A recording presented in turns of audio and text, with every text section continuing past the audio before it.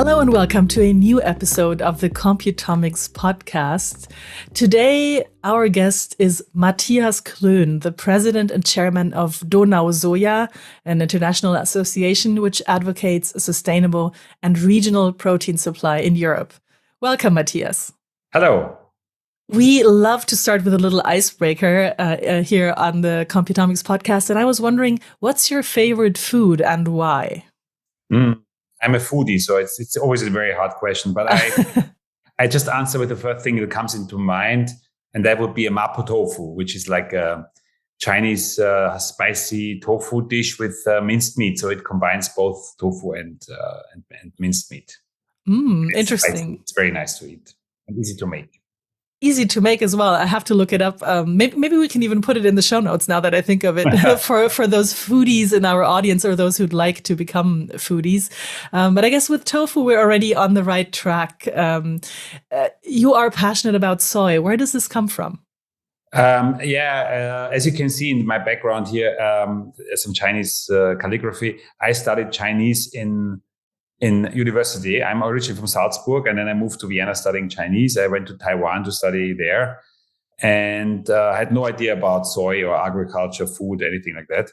After some time in the US, I decided with a friend to get a job and make some money, actually. And we found a job in a dairy company, and that was a pretty interesting time in 1995. Austria just had joined the EU and the market was changing. So it was a good time to enter the industry. Mm-hmm. And I started in sales. And very soon I saw in this part of Austria that animal production was heavily depending on imported soy. Mm. So the cows, in our case, there was not a lot of grassland, not like typical Austrian, the meadows, what you expect. It was in Burgenland, so in the east of Austria. Mm-hmm. And their cows were very often in the stables, and they ate a lot of soy. And as I had been in Asia before, I knew soy could be made into soy products directly. Mm-hmm. So I knew that. I was when I was in Taiwan, I was drinking soy milk every day in the morning. So I knew that this was interesting for me to observe. My interest came from observation, not from vision. It was an observation. I saw the system. I saw that the animal actually is a detour to the protein, because you have to feed a lot of plant protein to animals to make animal protein. And then we decided, for several reasons, that we wanted to produce also soy milk in the dairy company. So we started to produce milk, cow's milk, and dairy and non-dairy, so soy and other oat milk later, in the same company. So I was in the animal industry basically, and at the same time I was studying the plant-based food industry. And this led me to a lot of observations about sustainability, about efficiency, about regional production, because at that time already in this part of Austria there was soy produced there. So It was a very interesting experience starting to work with farmers. And as a dairy company, you work with farmers, Dairy companies are very close with farmers. They have very close relationship. And so we started to do similar things with contract farming with farmers in the region. Mm-hmm. And just to put it in a time frame again, when was this? So this move to, or this addition of plant-based? So I started to work in the dairy in 1995, and we started to produce soy products in 1999. That seems quite early if we're looking at kind of mainstream acceptance of soy within Europe. Yeah. Would that be right? Yes. So at that time, the soy production in Austria was already starting. It was pretty small. It was like 10% of what we have today. And in the consumer market, you could see like plant-based drinks were already in, like, say, companies like the Drogeriemärkte, like DM and so on. And in the organic sector, you could find them in organic shops and not so much in the mainstream supermarket, but it was just moving so that the supermarkets just started to be interested, and the first brands were entering the supermarkets. So it was a time of transition. Mm-hmm.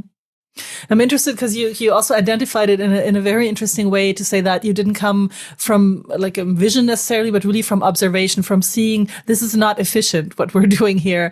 Did that play a role in your involvement with the Donau Soja network? Yes, indeed. So I was CEO I became the CEO of this company, which was a mixed dairy and then plant-based company. At some stage, we decided to get rid of to sell the dairy part. So we sold it and we concentrated, we invested the money in plant-based drinks. Then the company started to grow very fast at that time. And at some stage when the business development phase was basically finished, I said, okay, that's getting a little bit boring now. I've been in the company for 17 years, so it's become really successful and rather big. And it's all about operational excellence and execution. And then at the same time, I felt that these topics of sustainability, the protein transition, that also a GMO topic, for example, was very big at that time. So this was very interesting. So these political topics. And I felt that we needed to change more than just the company. We needed to change society. We needed to change internationally.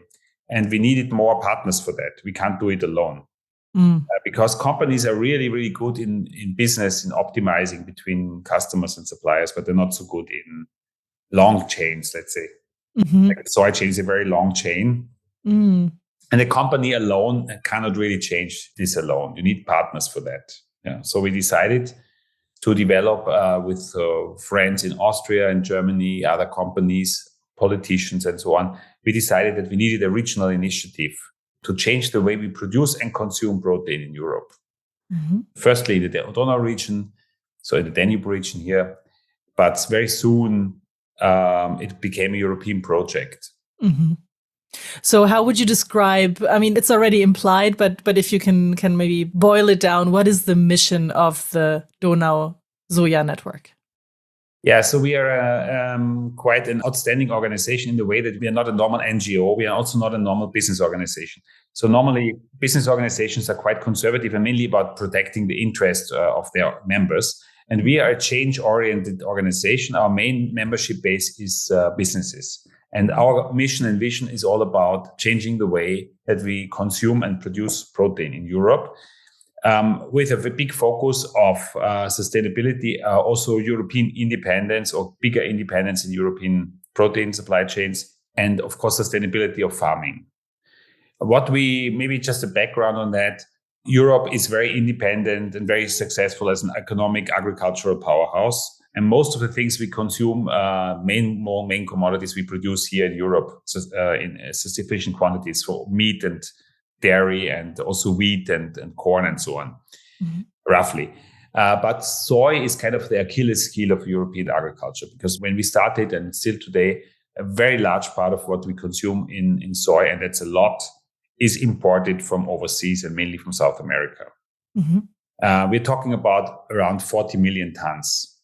So that's a huge amount. It's easier to understand when you think that every European indirectly consumes about 60 kilos of soy. So it's roughly the average body mass of a European, 60 kilos, maybe a little bit less. And then when you think your own weight in soy is what everybody in Europe consumes. And most of it is firstly imported and secondly used for animal production. Yeah. So what is interesting is we can feed Europe pretty well, but we can't really feed Europe with all the over-excessive amount of animal products that we are eating.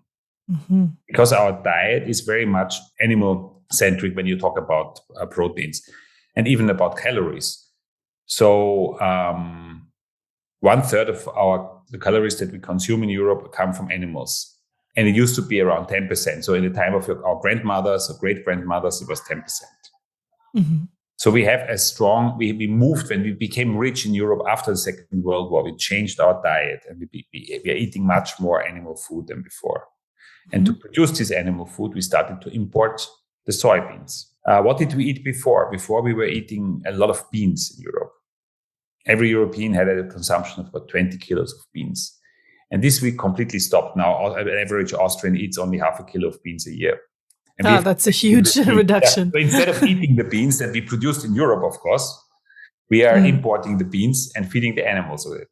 And then eating the animals. Among other things. Yeah, and the animals are quite inefficient. So an animal, let's say a cow, for example, if you eat beef, you have to give a cow about 10 calories, and then you get 1 calorie of food out of it. So 9 calories are used for the animal for their own livelihood. And the bigger animals are more inefficient. So chicken would be 3-1 and pig 5-1. But still, And then a lot of the food that animals eat still today is actually food that humans could eat as well. Right. Yeah. So there are actually a number of inefficiencies that can be identified there. And then in the last one, and just to make it more complicated, the beans are very important in agriculture systems, because the beans have a unique quality. They can bring nitrogen from the air into the ground.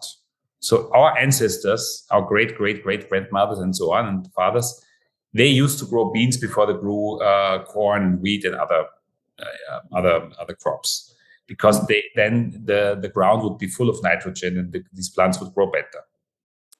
Basically like a natural fertilizer. Yeah, exactly. Mm-hmm. That was the only way to do it. There was no other fertilizer. Mm-hmm. And then when artificial nitrogen fertilizer was invented, it is now produced mainly. The main component is natural gas. So we are using a fossil fuel to create nitrogen that we need because we don't grow beans. Okay. But we import beans from South America. Yeah. So it's a very interesting. So it's a very interesting topic, right? It's very fascinating. So it's kind of interesting because when you start to work on this topic of nitrogen and soy, it's like a turning wheel of the whole agriculture is changing, and that's fascinating.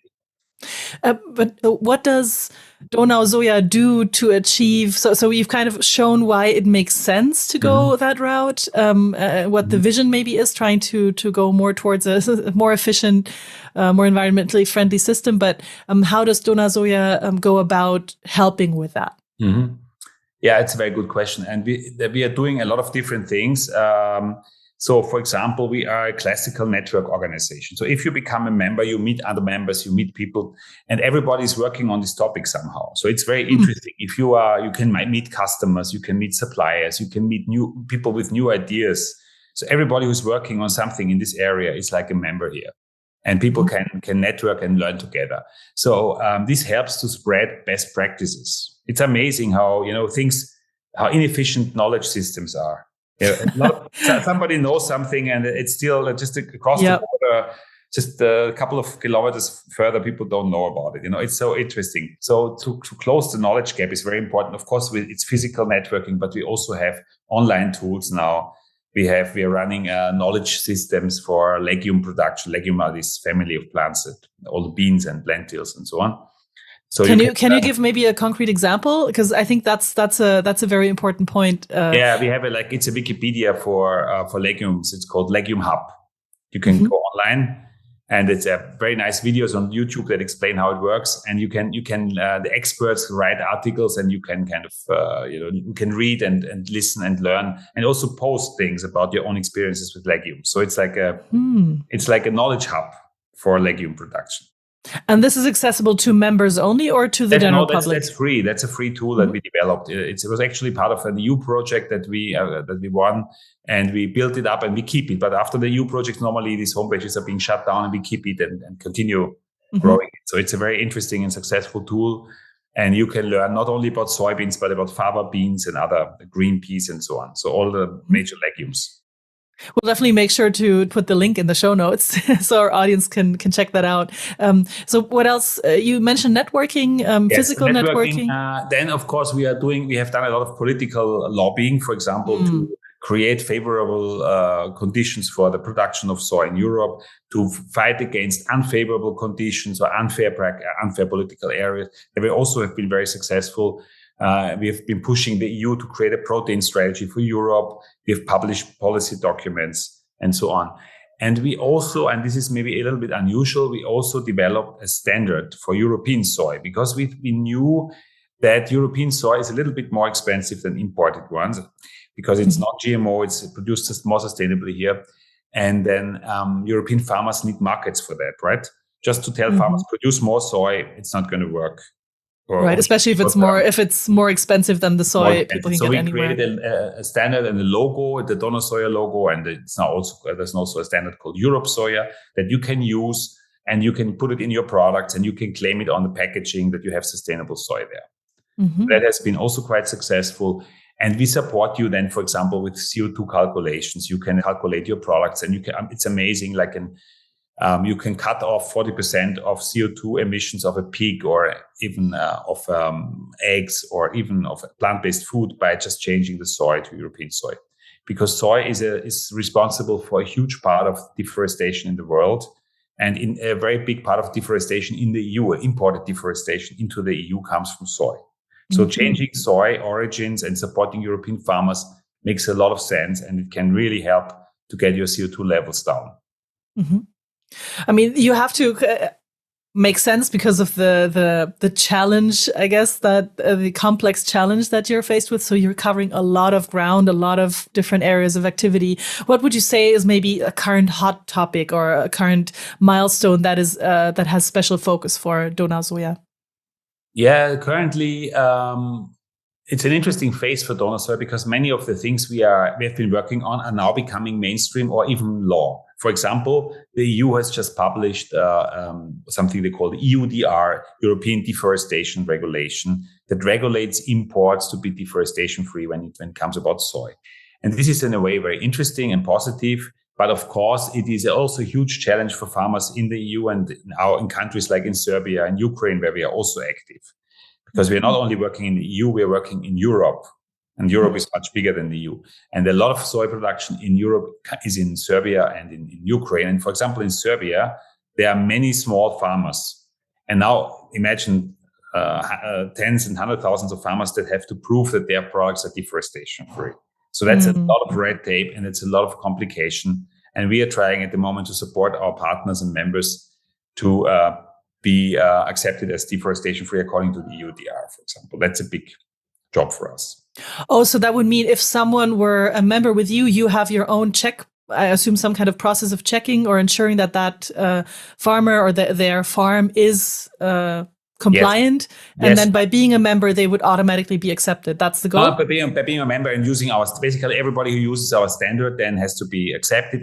But this needs to be done by a very sophisticated online tool because you need to put in your satellite data. So you need to put in your geolocation and then the system has to check if there was deforestation around you, etc. So it's really complex and interesting. And we are building now a database and an online system where farmers can prove that they're deforestation free and then export the stuff into the EU.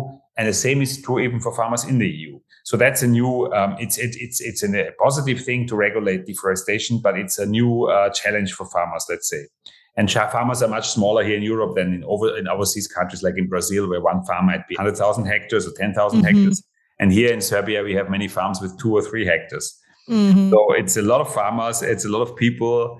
It's quite complicated. And the solution is, of course, technology here. That's the only way how to deal with it. For sure. But it must be very rewarding to be able to help these very small farmers, like to really, that's where the network, I think, really comes in as helpful, because one single farmer, or even if there were a couple that said, let's do something together, you can never reach the same impact. Exactly. That's for me also personally one of the biggest rewards of being on this desk here. To have met so many people in Central Eastern Europe. As a European, I have learned a lot about our neighborhood here. When you are in Vienna, of course, you're much closer. But still, the East is still a little bit a black hole for many people. And for me, it was very rewarding to meet people and to learn about their lives. And really also in the EU, there's still a lot of challenges here. For example, when you go to Croatia, normally you think of the coast. But if you go inland to Slavonia, there are many poor farmers there. Many of them earn only 500 euros a month, and they really have trouble sending their kids to school, for example. And so even it's a country where we like to go for holidays, right? So seeing that is interesting. And of course, that motivates us to continue on our journey. We are quite lucky because we are also supported by the Austrian Development Aid, ADA. We have a very long strategic partnership, and we are also able to have offices outside of the EU due to this support, especially in Ukraine, in Moldova, and in Serbia. And we also work in Bosnia. And these countries, of course, are also European countries. A lot of soy is produced there. And we hope to build a very healthy soy supply chain with these countries, a partnership with the EU countries. And of course, we are working in the EU with farmers here as well. I'd be interested because when I read through your website, it also says that you're helping your members and partners address social, environmental, and economic challenges. I think we covered a few of them, but given the example you just used with Croatia, with people in Slavonia, just maybe having just 500 euro a month that they have to live off of, what are ways you can help, or you're trying to help them economically? We are trying, for example, in these poorer countries, we have developed a tool. It's called Protein Partnership, and it's a great initiative. And for example, retailers, many of them are in Germany, famous retailers are supporting farmers to develop a sustainable soy production in Europe. The retailers want to have a higher supply, and they sponsor the farmers, and we can help them. We can, for example, what we can do is we can offer free farmers trainings, advisory for the farmers. Also, we can take care of the certification costs, because that's also always a topic when you do standards, that small farmers are kind of disadvantaged, because cost is much bigger for, let's say, if you want to certify 100 farmers with 10 hectares, it's much more expensive than one big one, for example, with 1,000 hectares. Yeah. So small farmers tend to be disadvantaged, and we are trying to take care of that and pay all the costs related to certification. And then farmers can also enjoy a stable supply chains and stable partners, and that also helps a lot. You need your money. You need to have a partner that buys from you every year, not only just 1 year. Yeah, that makes sense. So maybe for those out there who are listening to this podcast, who are a farmer, who know farmers who might be interested, how can they become a member? We don't ask farmers to become members. We are happy if they become members. They don't have to become members. They can just call our regional offices on our homepage, donausoja.org. There are the offices. You can call them if you're interested, and our colleagues will work with you. We don't take money from farmers. We of course, we voluntarily, they can join the association. They're very welcome, of course, but we don't do it mandatory. So we try to, especially because many farmers are quite on the weaker side in the economy, we are trying not to burden them with additional costs. That's a very important information, because I think when you hear association membership, you think, oh, how much is that going to cost me? That's no. Of course, business companies have to pay, but the farmers can work with us without becoming a member, and they can join if they want. And it's also quite economic. If you join as a farmer, you pay 100 or 150 euros a year, so it's not like super expensive. Great to know. And we will obviously link donausoja.org on the show notes as well, so anyone who'd like to check out more details can. As a final topic, final question, because we're almost running out of time now, is your book. You've written a book called Eine Bohne rettet die Welt, A Bean Saves the World. What triggered you to write this book?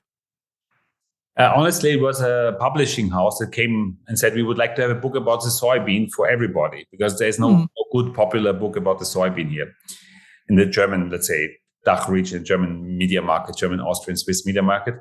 And I said, oh, interesting. And of course, I'm kind of vain, and I said, okay, I'll do it. It was a huge work. Don't write a book if you don't have time. So it was not easy to do it. It was a lot of work. And I think it's not bad if you're interested in understanding not only the soybean, because that's kind of boring, let's be honest, but the whole thing around the soybean is very interesting, because it's a global commodity. You learn a lot about animals, you learn a lot about plant-based food, you learn about diets, about health. So it's quite an interesting, I would say, quite interesting topic, and I think it's quite fun to read. It's not very difficult. And you learn a lot about the special properties of legumes, and about the benefits of growing them, and also about the whole supply chain. And so this was fun to do, but it was a lot of work. I bet, especially if you're this busy and having a complex network as the Donau Soja to chair. But maybe as a final little treat for our audience, can you share a fun fact, like something from the book that people have reacted to in a most surprised manner or in most inspired way? If you've had a chance to even get some feedback like that. I just think of now a story of a story that has nothing to do with soy, or not much in the beginning. But what is interesting is I remember when I was a kid, I'm now 56, 55. I remember my mother always asked me to go shopping for her, and she always gave me 100 shillings. That was the currency in Austria at that time. And I remember that my strategy to get the most out of it was first go to the butcher, and then go to the milk woman we had here, dairy shop. There was a special shop for dairy products. And I knew exactly how much money I could spend there. And with the rest, it was like 20 shillings that were left. So I bought my meat and my sausages and a little bit of cheese or whatever I was asked to do.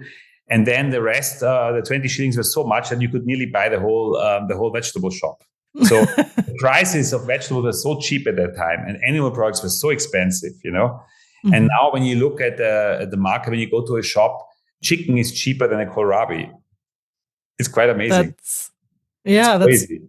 Yeah, true. That's scary in a way. So it's kind of scary how the price system has become out of control. So animals in my childhood, meat for a schnitzel was €5 a kilo if you like pork meat, and it's still €5 today, or maybe 6 now. And the vegetables have a price increase of 800% at the same time.